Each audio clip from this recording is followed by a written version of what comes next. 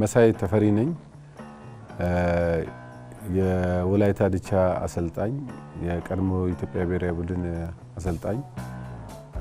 የ1996 የኢትዮጵያ ፕሪሚየር ሊግ ኮከብ አግቢ ነበርኩ በተለያየ ክለቦች ተጫውቼ አሳልፌያለሁ የኔ ቤስት 11ዶች በረኛ አሊ ረዲ በቀኝ መስመር ተከላካይ ስዩም ተስፋዬ የመሃል ተከላካይ አንዋር ሲራጅ አፈወርቅ ኪሮስ እንደዚሁም በግራ በኩል ብርሃኑ ወጋለ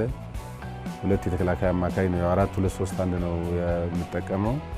ሁለት የተከላካይ አማካዮች አንደኛው ቦክስ ቱ ቦክስ የሚጫወት ዲፌንሲቭ ሚድፊልዱን በጌቱ ተሾመ እንደዚሁም አሸናፊ ግርማ ከነሱ ፊት ላይ ሽመልስ በቀለ ከሱ ከሽመልስ ሳላዲን ሰይድ ባይሉ ቱሳና ቸርነት ጉክሳ ቀደም እንደገለጽኩት ያው የሚጫወትበት 4-2-3-1 ነው ይሄን ቡድን ደግሞ እንዲመሩ የመረጥኩት ገብረመድህን ኃይሌና